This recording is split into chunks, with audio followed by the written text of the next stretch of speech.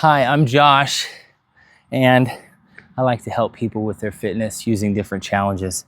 In this video, I wanted to offer some perspective on helping mobilize or stretch an area, or maybe pain relieve an area that is irritated, like a joint that's maybe still injured in the process of healing, etc.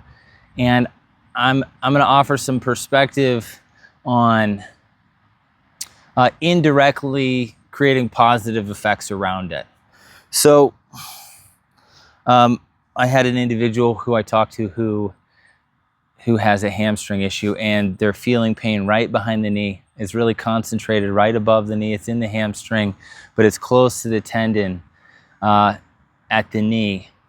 So I told them I'd make this video, and you can apply this to other areas as well. So that's the beauty of this, if you can get the right message out of it. I'd also like to say this isn't any kind of medical advice. This is just me giving different ideas and sharing opinions. So let's say I've got an irritated hamstring just above and behind the knee or around the joint, right? It could be the calf too. What are the nearest two joints to that? My ankle and my hip. So what am I going to do? I'm going to cautiously, carefully work this to the most stretched position I can without it feeling pain. So I want to make it as long as I can, straighten out that knee as much as I can without pain. Okay? And I want to pull everything else around it tight. So how do I do that? Well, first I'm going to make everything pliable before I do that. I'm going to work this knee, or I'm going to work this ankle here by just manipulating the ankle forward and back.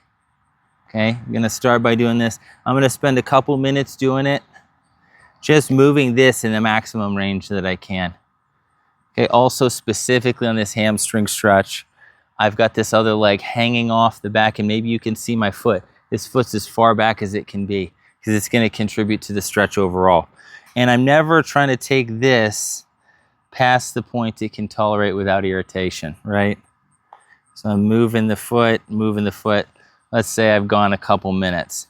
Okay, once I've moved the foot, I'm going to keep the foot tucked back because that's going to pull the calf tighter, the bottom portion below the joint. Now I want to work the top portion by pushing my head forward.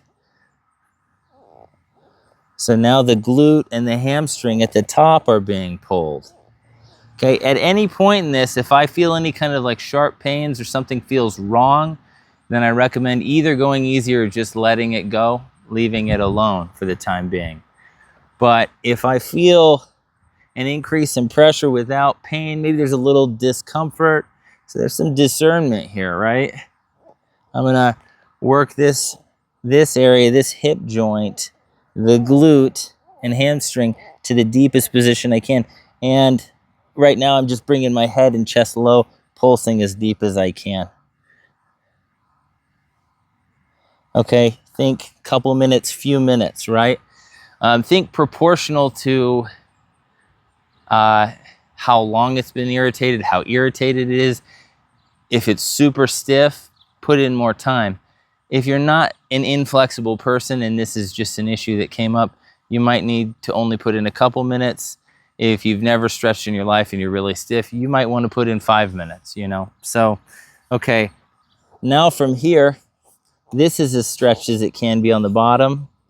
This is as stretched as it can be on the bottom.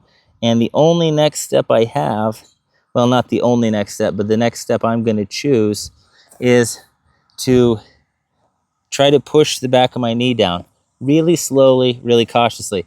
I've now gone past indirect. So these two are indirect.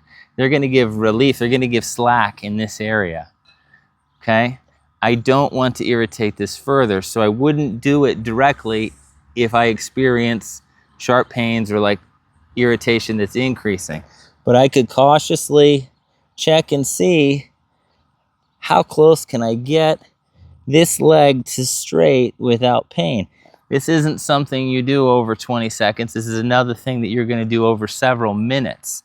So, as I said, completely leave this out if you feel like any more movement is going to make it worse, because these two spots, the hip and the ankle, are already going to provide a little bit of slack there, and you may need to just heal a little bit longer. I don't know. Everyone's situation is unique.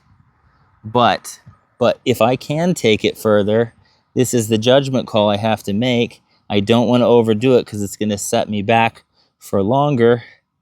But how deep can you go here? How deep can you go?